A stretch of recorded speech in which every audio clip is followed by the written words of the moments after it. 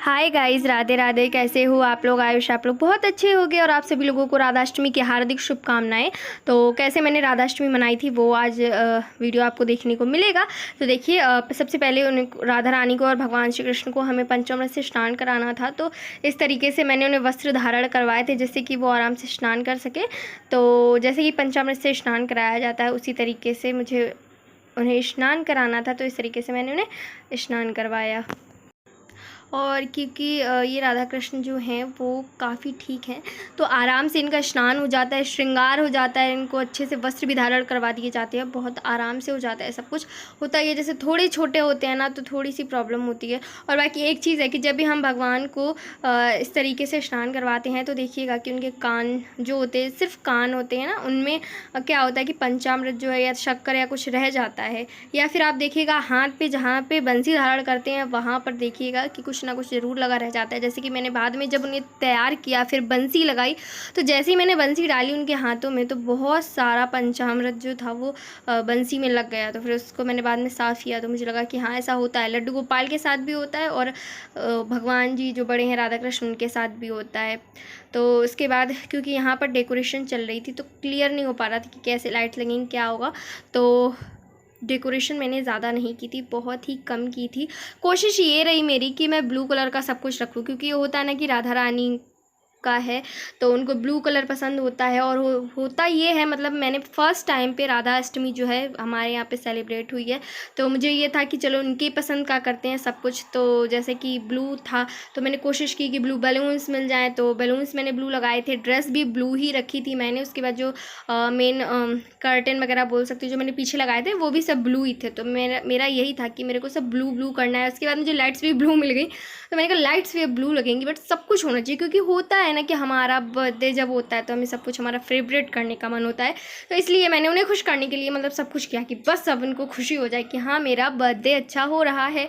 तो इस तरीके से मैंने पूरी डेकोरेशन की थी और भोग भी जो उन्हें पसंद है वही बनवाया था।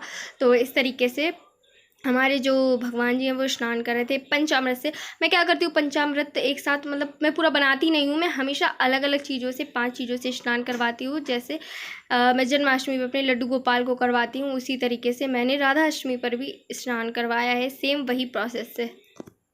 और होता ये है कि मैं 5 चीज़ें कोशिश करती हूँ सेम क्वांटिटी में लूँ। तो कुछ लोग क्या होता है कम ज़्यादा भी कर लेते हैं, बट मैं कोशिश रहती है मेरी कि यार मुझे सेम क्वांटिटी में रखना है, उसी तरीके से मैं उनको जो स्नान है वो करा पाऊँ।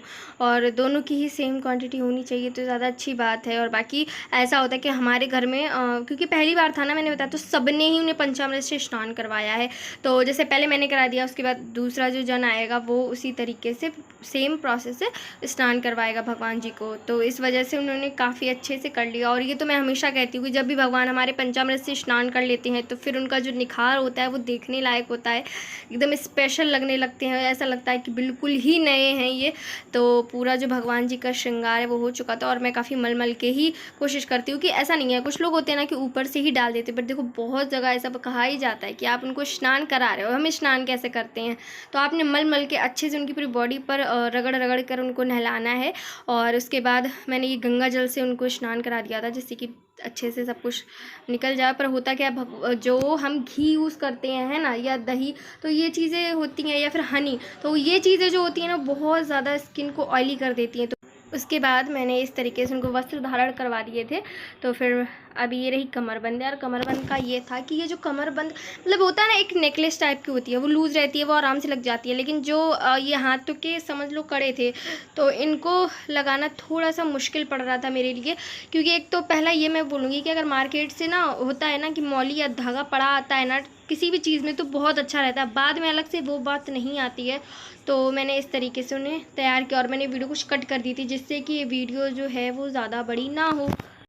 और होता ये है कि मुझे मतलब कुछ है ही कि मुझे जब भी मैं राधा कृष्ण भगवान को साथ साथ तैयार करती हूँ तो मुझे अजीब सा ही लगता है, नर्वसनेस फील होती है। तो मैं हमेशा पैर छू लेती हूँ पहले कि मुझसे जो गलतियाँ उन्हें क्षमा करना, और बाकी जो भी आपको जैसा तैयार होना वैसा तैयार हो जाना। मुझे नहीं पता कि मुझे कैसा आपको तैयार करना है, क्योंकि मैं एक इमेजिनेशन करती हूँ, बट ज़रूरी नहीं है कि जो हम सोचते वैसा हो जाए। या तो यही है कि जैसा आपको पसंद है आप वैसा तैयार होइए हमसे। और ये भी है कि हम हमेशा कोशिश करते हैं कि हम जितना ज़्यादा अच्छा कर सकते हैं, सभी करते हैं कोशिश कि जितना कर सकते हैं करें, बाकी जैसा भगवान चाहते होता है वैसा ही है। हम सब कोशिश करते हैं कि अच्छे कपड़े पहने, उन्हें अच्छे सजाएं। और हकीकत ये भी है कि अगर हम दिल से चाहते हैं तो ज़रूरी ये नहीं होता है कि हम बहुत हैवी कुछ करें उनके लिए, है ना, या फिर हम उनके लिए बहुत भारी कपड़े होने चाहिए, नहीं सबसे भारी हमें ही पहनानी, नहीं, अच्छा करने की कोशिश करें दिल से। तो मुझे लगता है कि हाँ अच्छा होता है, क्योंकि भगवान हमारे दिल को देखते हैं कि हम क्या करना चाहते हैं, तो वो ऑफकोर्स एक्सपेक्ट करते हैं वो हर एक चीज़। तो ये मुझे बहुत अच्छा लगा, क्योंकि जब मैंने श्रृंगार कर दिया तो मुझे लगाया देखो कितने प्यारे लग रहे हैं। और हुआ ये था कि श्रृंगार था भगवान जी का, देखो परमानेंट नहीं है, ये श्रृंगार हुआ था तो हल्का पड़ गया था, तो मुझे लगा कि पहले इसको डार्क करेंगे तो बहुत ही ज़्यादा और उनका चेहरा खिल कर आएगा।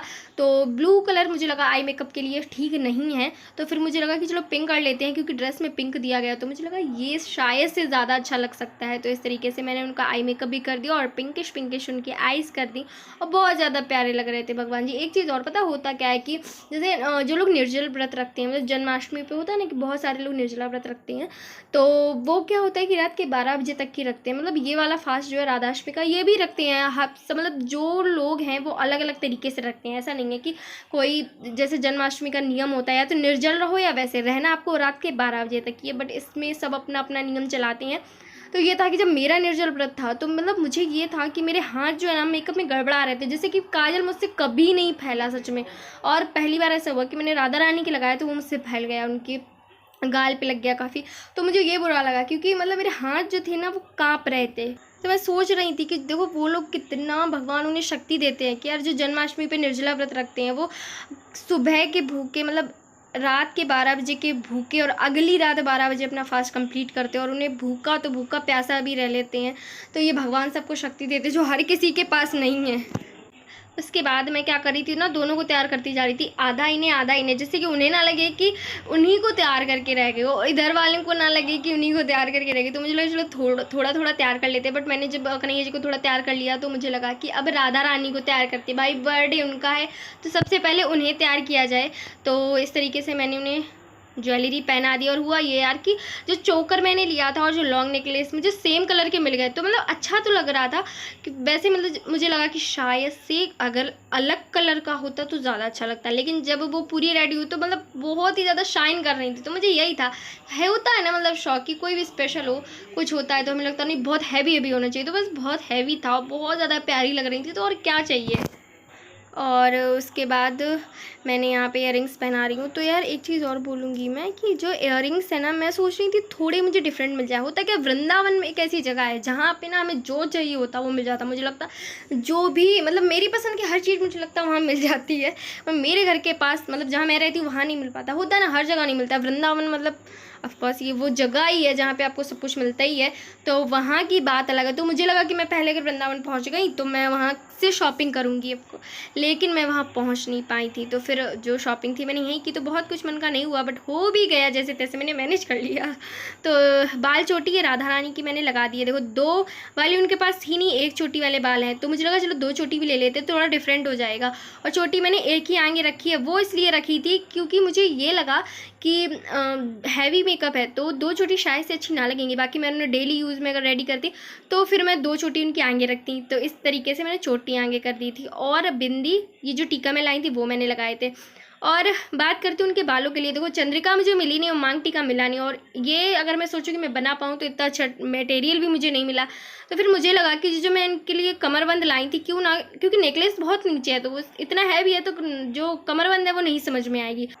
तो ये रहा हमारे भगवान जी का फाइनल लुक, और मैंने उनको इस तरीके से बैठा दिया था उनकी जगह पर। और देखो कैसे लग रहा है। एक चीज़ मैं बोलना चाहूँगी, यार पगड़ी मुझे मिल नहीं पाई, इस बात का मुझे दुख है, क्योंकि मुझे क्या हुआ ना पिंक पगड़ी अच्छी मिल पाई और ना ही ब्लू, तो मुझे नहीं समझ में आया मैं उस टाइम पे क्या करूँगी। तो मैंने सोचा अब जो होगा सो हो जाएगा। हुआ ये लास्ट मोमेंट पे मैंने क्या कर दिया कि लेस है ये थोड़ी सी से बांध दिए, और उसके बाद मैंने उनको जो मोर पंख है उनका वो लगा दिया फेवरेट। इतने प्यारे लगने लगे थे, मैं क्या बताऊँ। और ये लड्डू गोपाल, और जो पटका है वो भी नहीं पड़ पा रहा था, तो मैंने सोचा क्यों ना अलग उनकी धोती को लुक दिया जाए। तो मैंने इस तरीके से तैयार किया, मुझे जैसा उनसे हुआ मैंने कर दिया। डेकोरेशन कुछ इस तरीके से थी, आप देख सकते हो बिल्कुल सिंपल थी, सिर्फ बलून्स लगा दिए थे और मेन लाइट्स लग गई थी। और आप मुझे ज़रूर से कमेंट करके बताइएगा कि भगवान जी आपको कैसे लग रहे थे, कितने सुंदर लग रहे थे। बाकी आगे क्योंकि विराजमान कर दिया था। तो आगे पूजा में मैंने क्या किया, तो उनके राधा रानी को मैंने कुमकुम से तिलक किया था और हमारे बिहारी जी को हमने चंदन से तिलक किया था।